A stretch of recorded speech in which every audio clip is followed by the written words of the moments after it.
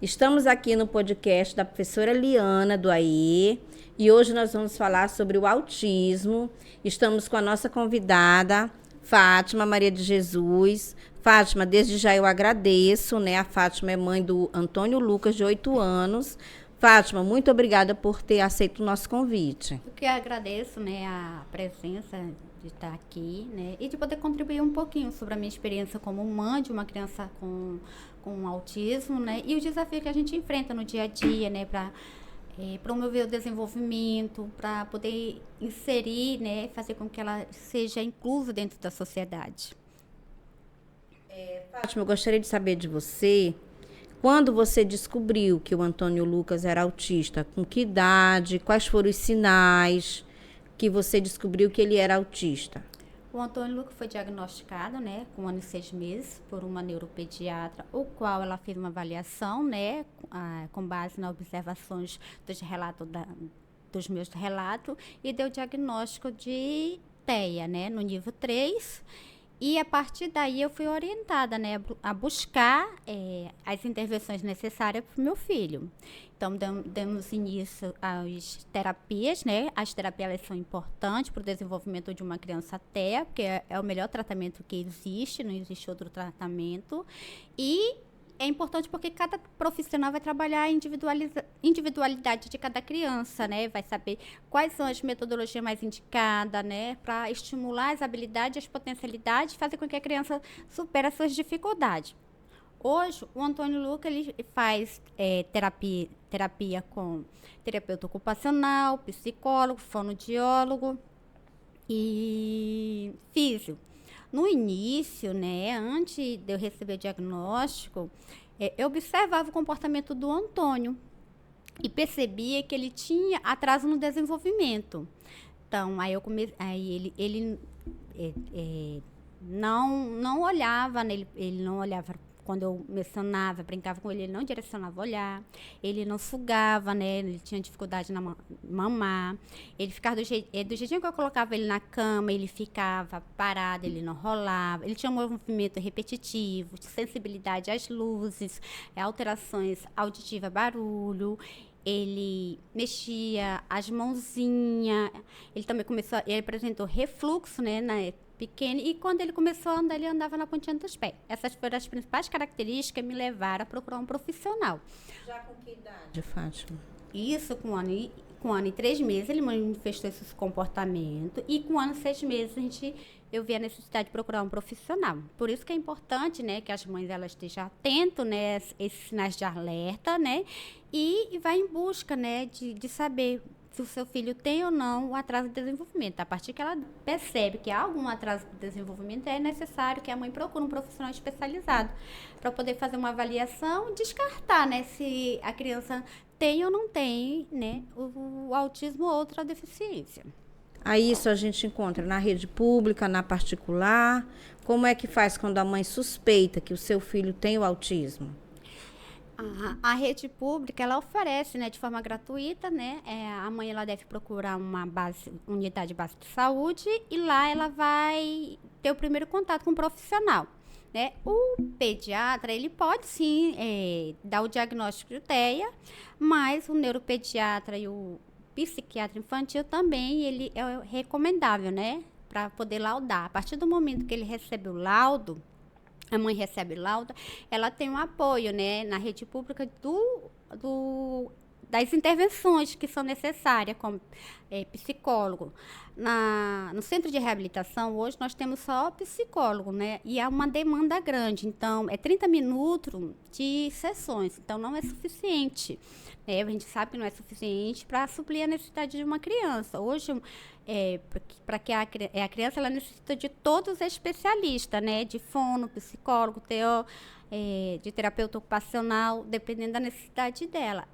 No caso do Antônio Lucas, como ele não teve esses apoios na rede pública, né? A falta desses profissionais na rede pública, eu procurei fazer os atendimentos particulares. Mas a mãezinha que não tem recurso pode. Nós temos aqui a PAI, né, que oferta também fisioterapeuta e a fono, né, que é também um suporte, né, para as mãezinhas que não têm. Pública, né, Fátima? Na rede pública. E na rede privada você complementa, Eu complemento. né? Por você também ser da área da educação, ser pedagoga, isso ajudou o conhecimento sobre autismo, né, com seu filho. A gente, como é mãe, né, a gente já busca conhecimento. E, no caso, a gente sabe que o melhor tratamento é as terapias, né? Se a gente quer que a criança da gente desenvolva, né, progride tanto em todos os aspectos, cognitivo, sensorial, comportamental, social, eles precisam ter esse apoio, porque muitas vezes a gente não tem o conhecimento, a gente não sabe trabalhar, né, no dia a dia com o nosso filho. Então, esses profissionais, ele vai entrar com contrapartida, né? Eles têm conhecimento, eles vai trabalhar em cada área específica. Então, é importante. E além de trabalhar desses apoios, a gente também pode estar estimulando em casa, né? Os pais podem estar estimulando os pais para que essa criança tenha mais ganho, né? A família é a base também desse processo. A interação entre esses dois profissionais é fundamentais. E no caso do Antônio Lucas foi essencial. Hoje o Antônio tem um ganho significativo, né? Hoje ele come sozinho, anda, ele interage, ele brinca com as outras crianças dentro do espaço escolar, não é agressivo. Então, as terapias teve resultado na vida do meu filho. Então, eu aconselho qualquer mãe que tiver, né, e buscar, a partir do momento que ele tem o autismo ou outra deficiência, buscar, né, o apoio de multiprofissionais. O Antônio Lucas, ele estuda na rede privada, particular, qual a idade que ele está na série, né, no ano letivo? Ele é verbal? Gostaria que você falasse do Antônio Lucas. O Antônio Lucas hoje ele estuda numa escola pública, ele é uma criança não verbal, ele não toma medicação, né? Porque muitos TEA tomam medicação e nós sabemos que a medicação não é para o autismo, mas sim para os transtornos, né, que pode vir acompanhado do autismo. Uma mãe que o filho necessite tomar medicamento, onde ela vai? Nós temos pela rede pública? Tem na rede pública, nós temos ali no CAPS, né? A partir do momento, a receita, né, ela tem que ser pública, ela não pode ser uma receita particular. A mãe tem que ir consultar com o médico, né? Na rede pública, e eles dão a receita e a partir daí ela recebe medicação. CAPS, né? CAPS. E Fátima, e qual é a maior dificuldade que você e o Antônio Lucas enfrentam? A dificuldade que a gente tem é a questão mesmo a questão da acessibilidade, né, pela sociedade, né? Nós sabemos hoje a sociedade ela tá mais esclarecida, mas a gente enfrenta discriminação, né, com relação ao TEA. Outras dificuldades é que a gente não tem ainda profissional, né, suficiente na educação para trabalhar com nossas crianças, né?